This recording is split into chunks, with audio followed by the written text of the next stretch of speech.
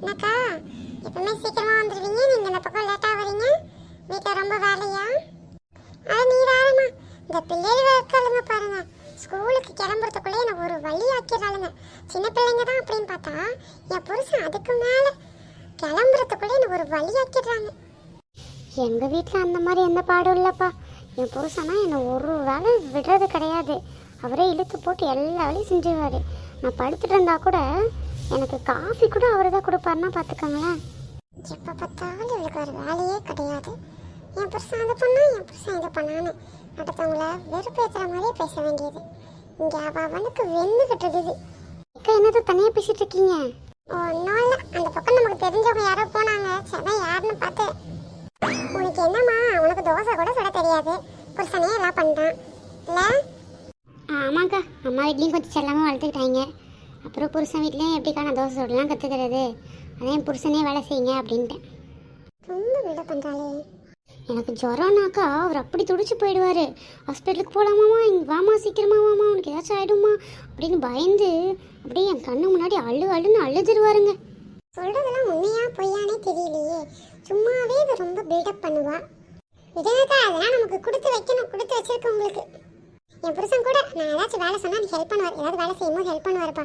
பிள்ளைகள் இருக்காங்க பாருங்க, நான் செய்கிற வேலையெல்லாம் கெடுத்து விடுறதே அவளுக்கு தான். அது என்னமோ சரிதான்க்கா. அம்மா ஸ்கூலுக்கு போனாங்களா இல்லையா ரெண்டு பேரும்? அட நீ வேற என்ன கேட்குற, வானம் வெட்ட வழின்னு பொழந்துக்கிட்டு இருக்குது. மழை வரும், ஸ்கூல் லீவ் விட்டுருவாங்கன்னு நியூஸை பார்த்துக்கிட்டே உட்காந்துருக்காளுங்க. ஐயோ கேட்கவே சிரிப்பா இருக்குது. ஐயோ ஏக்கா, என் கை இவ்வளோ கேவலமா சிரிக்கிறா? சிரிப்பி அப்படிதான் விட்டு. நேற்று கூடக்கா பிள்ளைங்க ஏதோ பீஸா செஞ்சுட்டாமா இல்லைன்னா வாங்கிட்டாமா நீ உயிரை எடுத்துட்டாளுங்க. நான் என்ன சொன்னேன், நான் ஏதாவது சப்பாத்தி செஞ்சு தரமா ஹெல்த்தியாக சாப்பிடுங்கன்னா எல்லாரும் ட்ரெண்டுக்கு மாறிட்டாங்க, நீங்கள் இப்படியே இருக்கீங்கன்னு கேட்குறா. ஆமாங்க்கா, எல்லா வீட்லையும் இதே கூத்து தான். நம்ம காலத்துலலாம் நம்ம என்னக்கா சாப்பிட்டோம்? வயல்வெளிக்க போகிறோன்னு கேப்பங்கூழ் கஞ்சி இதெல்லாம் குடிச்சு வாழ்ந்தோம். நம்ம பாட்டம் போட்டா இது கூட மோசமாக வாழ்ந்தாங்க. இந்த பிள்ளைகளை பார்த்தீங்களா, இந்த காலத்துக்கு ஏற்ற மாதிரி ட்ரெண்டுன்னு அப்படி நம்மளை கஷ்டப்படுத்துறாங்க. எங்கள் வீட்டிலலாம் நாங்கள் பீஸா பர்கர் அடிக்கடி சாப்பிடுவோம். அதெல்லாம் நார்மல் தான், பசங்க கேட்க தான் செய்வாங்க. இவ வேற ஏன்னா இப்படி குறுக்கில் வந்து இப்படி பெருமை பேசுகிறாலும். ஏம்மா இங்கே என்ன பண்ணுற? உனக்கு எவ்வளோ நேரமாக நாங்கள் தேடிக்கிட்டு இருக்கேன். கடைக்கு போனால் சீக்கிரமாக போயிட்டு வரது இல்லையா? இங்கே நின்று பேசிக்கிட்டு இருக்கேன். வாங்க நீ, எப்படி இருக்கீங்க, நல்லா இருக்கீங்களா? உங்களை பற்றி இவ்வளோ நேரம் அவள் பேசிட்டு தான் இருந்தா. என்ன பற்றியா? என்னை பற்றி என்ன பேசுனா? உங்களுக்கு நிறைய பெருந்தன்மை தான், எதுவுமே தெரியாத மாதிரி இருக்கீங்க. நீங்கள் ஏதாவது காஃபி போட்டு தரீங்களா, தோசை சுட்டு தரீங்களா, உங்களுக்கு உடம்பு சரினா துடிச்சு போயிடுறீங்களா, அழுதுறீங்களா? பரவாயில்ல, கொடுத்து வச்சவதான்.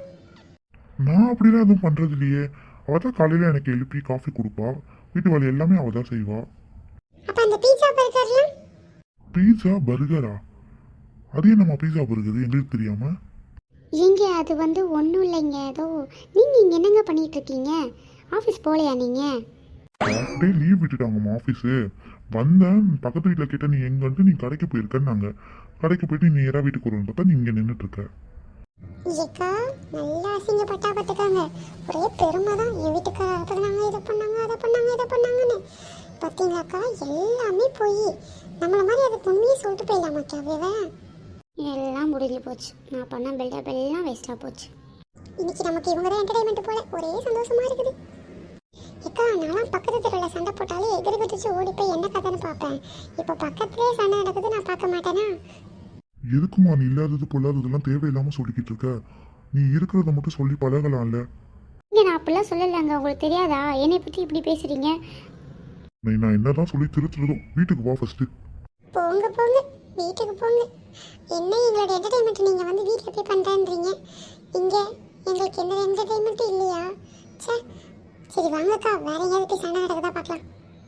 ஏண்டி இங்கே என்னடி பண்ணிக்கிட்டு இருக்க? வீட்டில் இருக்க வேலையெல்லாம் விட்டுட்டு சும்மா தாங்க இந்த பக்கம் வந்தேன். ஒரே சிரிப்பாக இருந்துச்சு, நீங்கள் முன்னாடி வந்திருக்கணுமே. உன் சிரிப்பை கேட்கலாம் நான் வரல. சோஃபா மேலே ஒரு ஃபைல் வச்சுருந்தேன், அது எங்கே? சோஃபா மேலே எங்க? அது வேஸ்ட்னு சொல்லி குப்பை தொட்டியில் போட்டாங்க.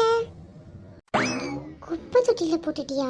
ஏன்டி இது இவ்வளோ முக்கியமான ஃபைல் தெரியுமா? ஏன்டி இவ்வளோ பொறுப்பு இல்லாமல் இருக்க? வீட்டு வேலையை உருப்படியாக செய்யறதில்ல, சமையல் வேலையை உருப்படியாக செய்யறதில்ல, ஆனால் கதை மட்டும் நல்லா பேசு. எதுக்குங்க என்ன திட்டுறீங்க? இப்போ என் கூட சண்டை போடணுமா உங்களுக்கு? வாங்க சண்டை போடலாம். அடுத்தவங்க சண்டையை பார்க்கணும்னு நினச்சா இப்படி தான். தான் குடும்பத்திலே சண்டை வந்துருமா. கடைசியில் பழமொழி கரெக்டாக தான் போச்சு. ஏக்கா இங்கே தான் இருக்கீங்களா? கவனிக்கல, ஏதோ கோவத்தில் இருந்தால் மன்னிச்சிருங்க. அப்போ ஒரு மணிக்கெல்லாம் கண்ணு தெரியலன்னு சொல்கிறான் பாரு. அதெல்லாம் பரவாயில்ல, ஒரு பிரச்சனையும் இல்லை. நீங்கள் பேசுங்க, நான் அப்படியே கிளம்புறேன், எனக்கு கொஞ்சம் வேலை இருக்குது. எங்க அவங்க முன்னாடி நான் அசிங்கப்படுத்துறீங்க? நீ பண்ண வேலைக்கு வீட்டுக்கு வா, நான் அசிங்கப்படுத்துறேன்னு வேற சொல்கிறான். அப்போ என் நிலமை எல்லாரும் இப்படி போயிட்டாங்களே.